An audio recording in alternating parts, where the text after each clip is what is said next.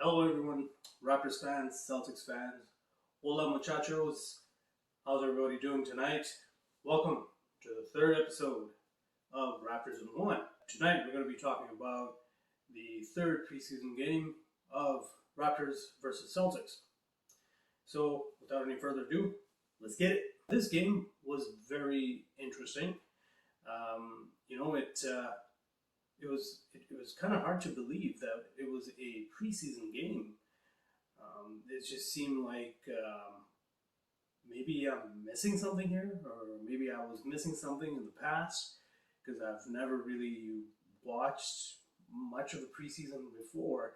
But to me, it seems like apart from the typical, trying out certain players that you wouldn't see playing in the season, apart from that, like everything else, like the way the players were playing, even the way Boston was playing against the Raptors, I was wondering, like, what's going on here? Is this really a preseason game? And if it is, wow, I've been missing out this whole time. I thought it was a very interesting, very fun game to watch, even though, unfortunately the Raptors lost. But, it was fun to watch nonetheless. And the one thing that I definitely loved about this game was that even though the Raptors were struggling on the offensive end, and also to begin the games, it seems like except for the first preseason game, the past two games, it seems like they've been struggling to start, and then they find their footing. But unfortunately, again, this is a game of 48 minutes. As long as they fix everything in the actual season when the season begins, and so I'm looking forward to that. Hopefully, they fix these little mistakes, these mental lapses, the turnovers, taking bad shots. I really hope they fix it. And yeah, so they started struggling. The Raptors, they started the game, they struggled right out of the gates. Boston was just firing on all cylinders. It's like they were playing good defense, they were playing good offense, they were sharing the ball well, and then the Raptors, for some reason, it seemed like they didn't have the legs, or maybe it was just because it's an away game. I don't know. Either way, it just seemed like, at least to begin the game, they didn't really have much going on. But then as the game progressed, as we came into the second quarter, that's when things started to ramp up, and certain guys started to pick things up. Like Precious Achua, he definitely picked things up. If I was to pick player of the game, if the Raptors had won, it was going to be Precious. I really thought he outplayed and out-hustled everybody, and he made some shots.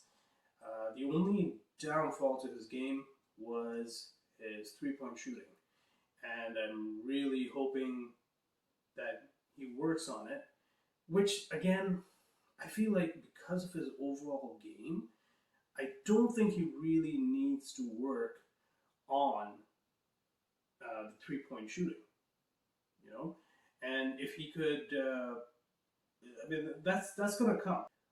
But if he just continues playing his game, I think Precious is going to contribute a lot to this team, and is going to contribute a lot to the wins. We're going to be talking about Scottie Barnes. So Scottie Barnes, he to start the game he struggled for sure, and but the one thing I liked about this kid, and I always like about this kid, is that he's got that good motor on him. He can pass the ball for a big man. Like he was kind of reminding me of a Marc Gasol, the way he would make the reads on the defense, and then the way he would direct his guys to kind of like make that hard cut. I got you. I mean, of course, Gasol would always do the little head nod, like, hey, here you go, right? But he's literally like, hey, go, I got you, and he makes that good pass right into the paint, and he leads his players to the shot. So I really like that about him. Like, he's not only got good passing, but he's got good IQ. He understands the game.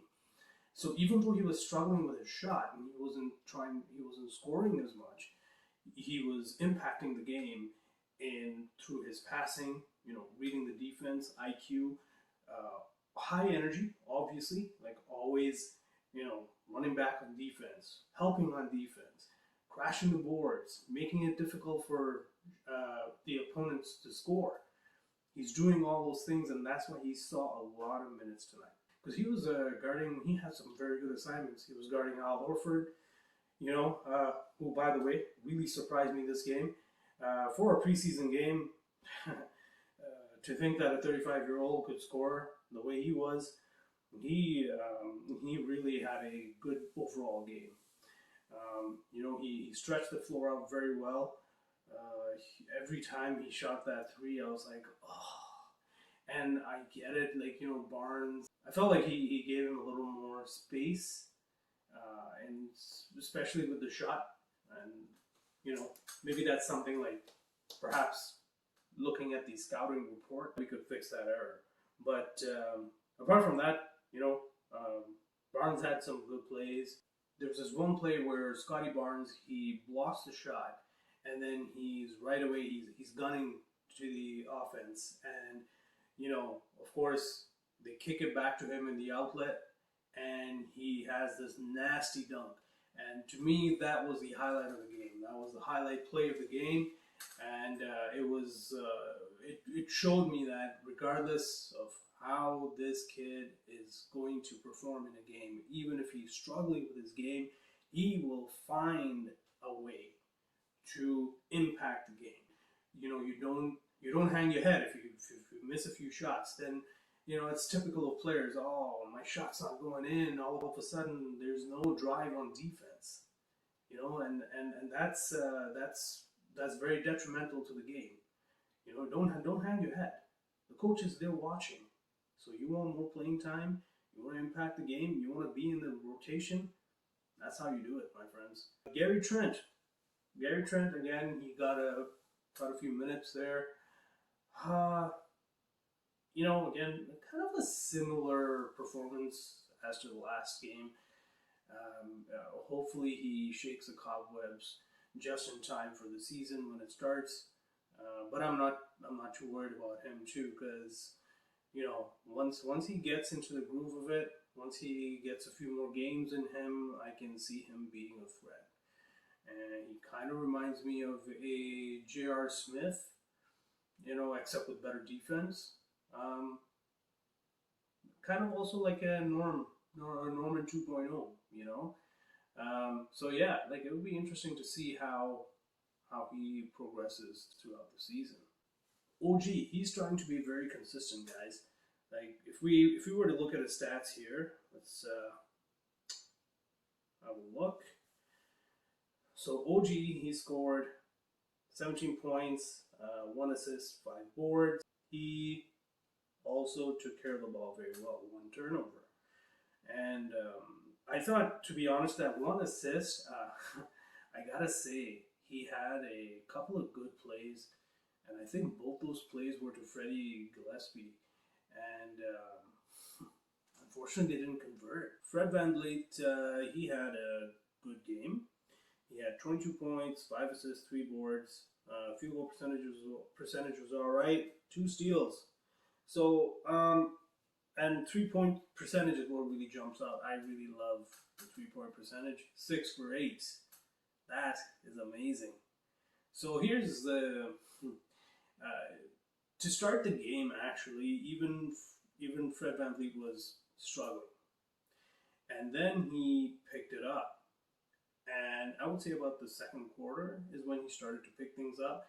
And after that, some of the shots that he was taking, especially the 3-pointers, some of them are like those rainbow threes, especially with the defender and taller defenders, and if I may add, closing in on your shooting space, and you're shooting those rainbow threes, and you're hitting them, nothing but net. That is, to me, the most dirtiest 3-point shot you could make in the defender's eye.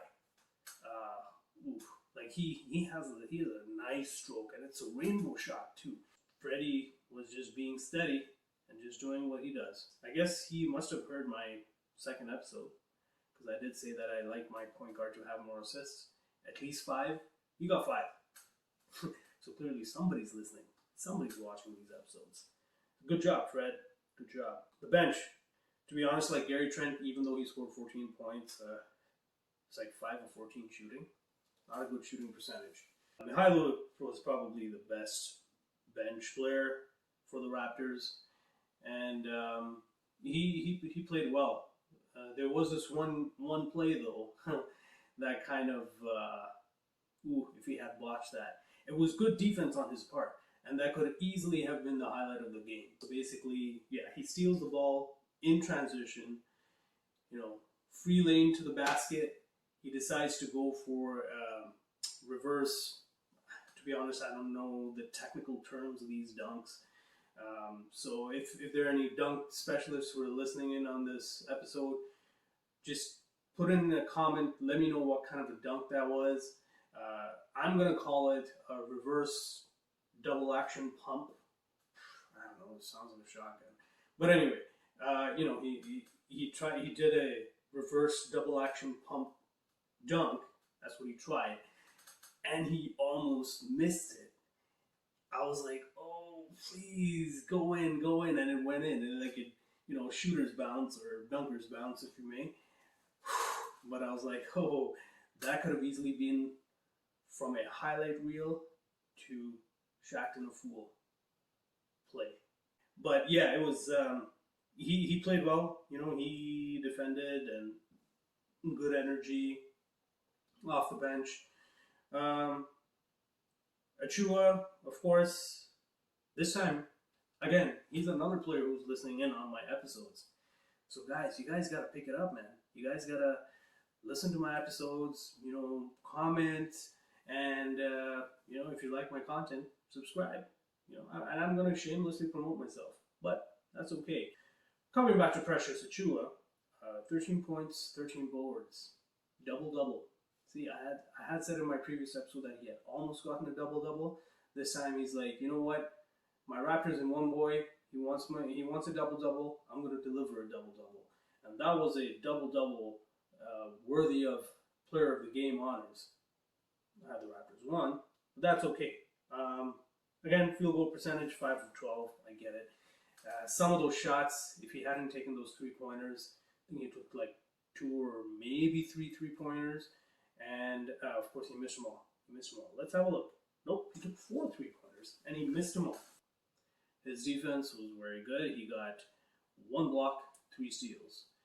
So I think it seems like the teams around the league, they're starting to notice that because we don't have players like Pascal and Chris Boucher, as well as Kem not playing, they figure, okay, you know what? This is an undersized team, and we're going to take advantage. We're going to keep throwing the ball in the paint. And if I was of the other teams, I would do the exact same thing. I would put in my big boys. They put in Cantor, and then they put in Williams as well. And Williams plays very well, by the way. Possibly a Raptor killer. I've at least from the games that I've noticed, every time he plays the Raptors, he seems like he's doing good. He doesn't only defend, he also scores. And he just makes me want to, I don't want to be violent towards him, but hey, that's the kind of player you want on your team, right? Also, I would like to mention some unsung heroes of this game, and they kind of came in in the fourth quarter. And I was kind of wondering, like, when was Nick Nurse going to put these players in? I felt like, Freddie Gillespie's minutes, if they were given to any of these other players, we probably would be winning this game, or at least going in overtime. We had players like, Delano Banton.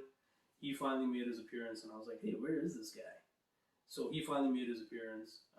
Sam Decker, he came out, and as soon as he came in, he impacted the game. He shot a 3-pointer, and that kind of narrowed the lead.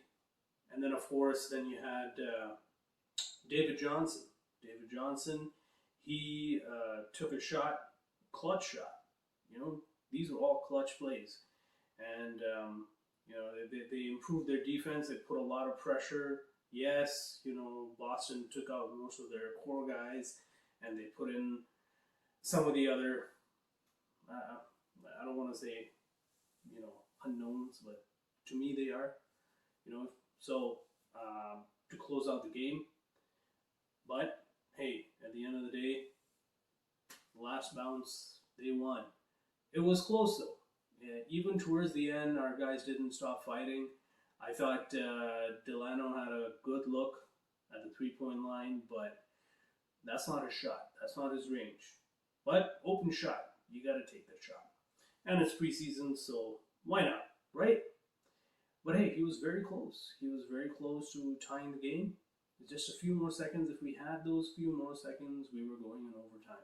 So let's talk about some of the Celtics players. We have Pritchard. Now, Pritchard, this guy is another Raptors killer. Speaking of Raptors killers, he's another one. Just like Williams, for some reason, he just plays well against the Raptors. He's the kind of player you want on your team too. Now I want to talk about Marcus Smart. Smart was just being smart. You know, he was just that tough defender, you know, getting under your skin, doing the dirty plays, kind of like a Pat Beverly mixed with a little bit of Lowry, because, you know, Beverly doesn't necessarily have a good shot. Marcus Smart does. Having said that, would I want him on my team? No. I know people say, like, you know, Smart is the kind of player you don't want to play against, but you would love to have on your team. He's one of those rare players I wouldn't want on my team, even if it meant he was the difference maker. It's just, there's something about this guy that, sorry to say, but, like, I'm going to just say it. Like, I just feel like sometimes punching him in the face. But hey, that's what he's there for. So he's doing his job. If he's defending you, then you want to just put him on his behind. You know, you just want to, whether it's, you know, dunking over him or going for a layup attempt and he's trying to get those, you know, offensive foul calls by, you know, putting his body on the line, then it's like you really want to make him feel it, you know. Or if he's on the post, he's defending you in the post, throw a few elbows in his face here and there. Yeah, but you know what? Knowing him, he'd probably just annoy the crap out of you regardless. And that's what Smart's about. That's my thoughts on this game tonight, Raptors versus Celtics. It was a close one. One word for this game would be heart. Really, heart. Because no matter how Toronto's offense was, they never gave up. They stayed strong. Their hearts were strong, and they came close. And so our next game, our next preseason game, is going to be on Monday, 11th of October. Again, 7 p.m. This time we're taking on the Rockets. My predictions for this game, I think because it's a home game for Toronto, and since they've already lost 2 games, I think they want to make a statement here. And I think it's going to be Toronto winning this game. I can't imagine the Rockets winning this one. Then again, stranger things have happened. But safe bet, Toronto wins this game. And yeah, I'm looking forward to this game. If you like my content, you know, obviously hit the subscribe button and or maybe just a thumbs up. You know, maybe you just want to see more content and kind of feel me out. That's okay. It's all good. I like to talk Raptors and I like to conversate with you guys. So that's it for me, guys. Until next time, have a good night. I'm out.